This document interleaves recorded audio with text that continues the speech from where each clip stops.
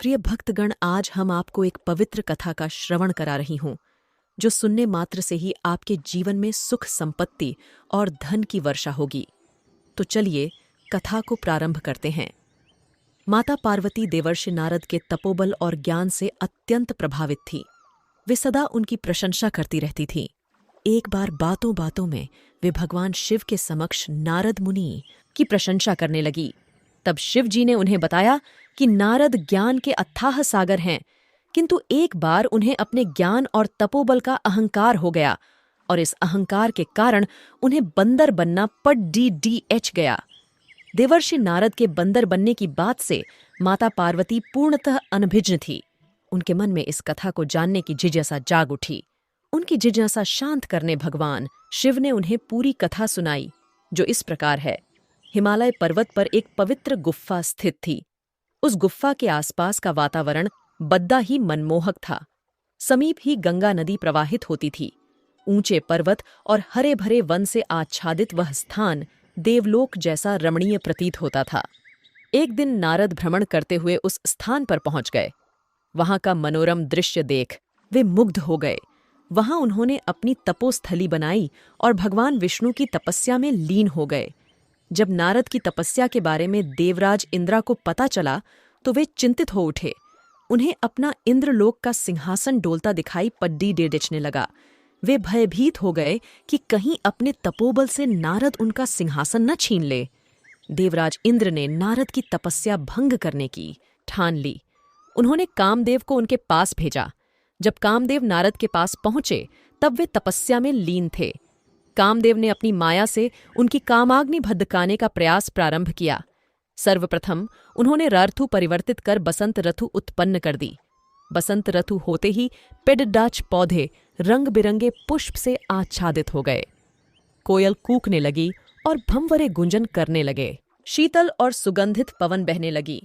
कामदेव ने नारद के पास अप्सराएं भेजी, जो नृत्य कर उन्हें अपनी ओर आकर्षित करने का प्रयास करने लगी, किंतु कामदेव का संपूर्ण प्रयास विफल रहा।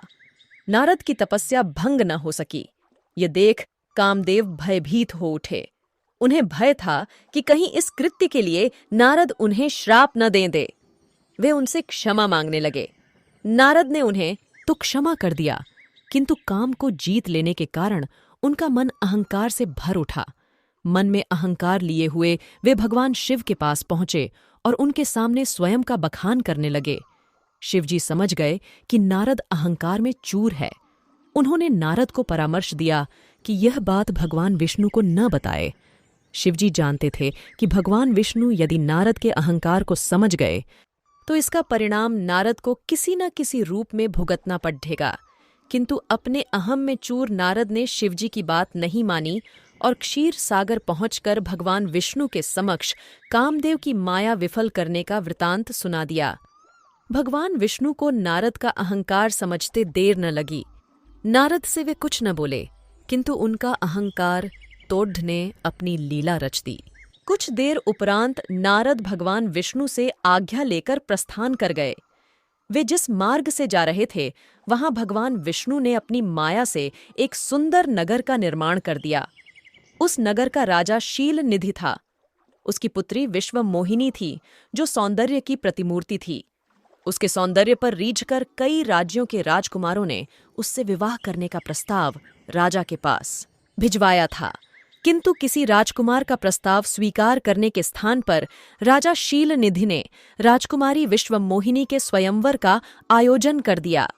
कई सुंदर, सुयोग्य और प्रतापी राजकुमार स्वयंवर हेतु नगर में उपस्थित हुए। नारद नगर में पहुंचकर राजा शीलनिधि से मिलने पहुंचे। राजा शीलनिधि ने उन्हें राजकुमारी विश्वमोहिनी के स्वयंवर के बारे में बताया तथा उसकी हस्तरेखा देख उसके भविष्य के बारे में जानकारी देने का निवेदन किया। राजकुमारी विश्वमोहिनी जब नारद के समक्ष उपस्थित हुई तो वे उसका रूप देख मोहित हो गए। उसकी हस्तरेखा में लिखा था कि जो व्यक्ति उससे विवाह करेगा वह अजेय और अमर हो जाएगा।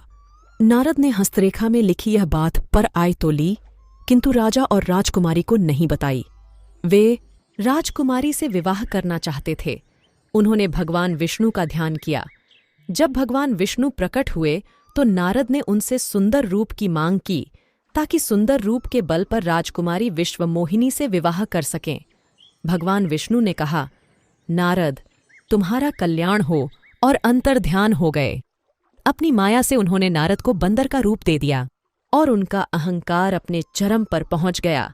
वे यह मान बैठे थे कि राजकुमारी विश्वमोहिनी उनको ही वरमाला पहनाएगी, किंतु जब राजकुमारी विश्वमोहिनी वरमाला लेकर आई तो नारद को देखे बिना ही एक अन्य राजकुमार के गले में वरमाला डाल दी। यह राजकुमार और कोई नहीं बल्कि भगवान विष्णु ही थे। नारद मुनि प्रसन्न मुद्रा में स्वयंवर के लिए निकल पड़े। वे इस बात से पूर्णतः थे कि उनका मुख बंदर के समान हो गया है। एक पेड़डाच के पीछे छिपे 2 शिवगण यह सारी माया देख रहे थे। वे भी नारद मुनि के पीछे पीछे स्वयंवर में पहुंच गए।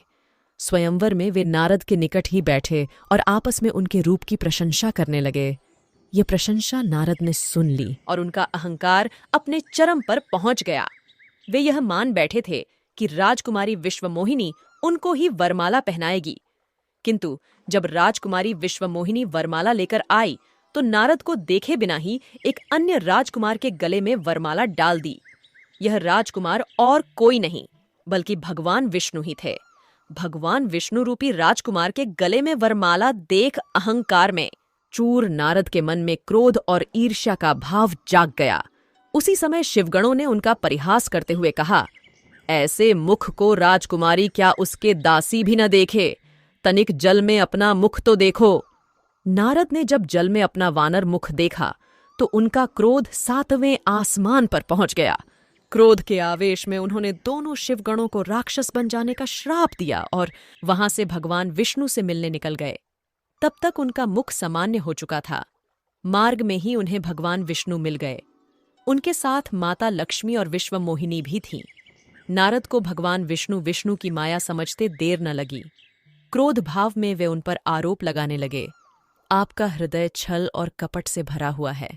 समुद्र मंथन के समय भी आपने शिव जी को बावला बनाकर विषपान और असुरों को मदिरा पान कराकर स्वयं लक्ष्मी जी और कौस्तुभ मणि प्राप्त कर ली थी।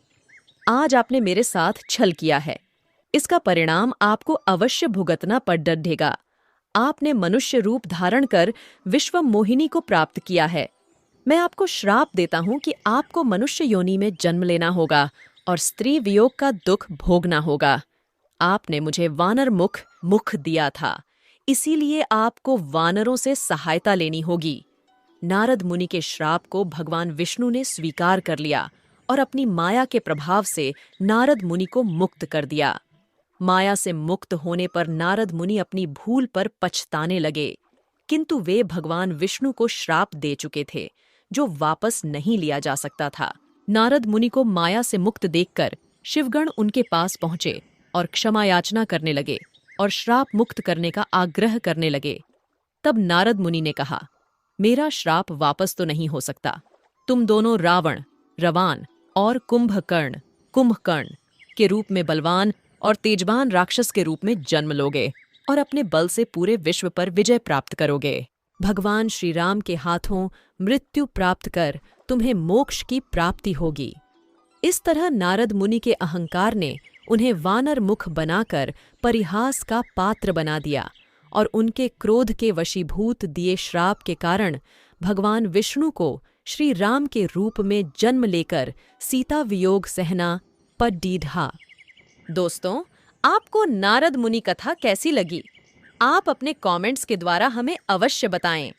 ये नारद मुनि कथा शिवाय रियल स्टोरी इन हिंदी पसंद आने पर लाइक और शेयर करें। ऐसी ही पौराणिक कथा और धार्मिक कथा सुनने के लिए हमें सब्सक्राइब कर लें। धन्यवाद। Thanks for watching. Please like and comment. Amazing Animation VFX YouTube channel. Subscribe for more videos.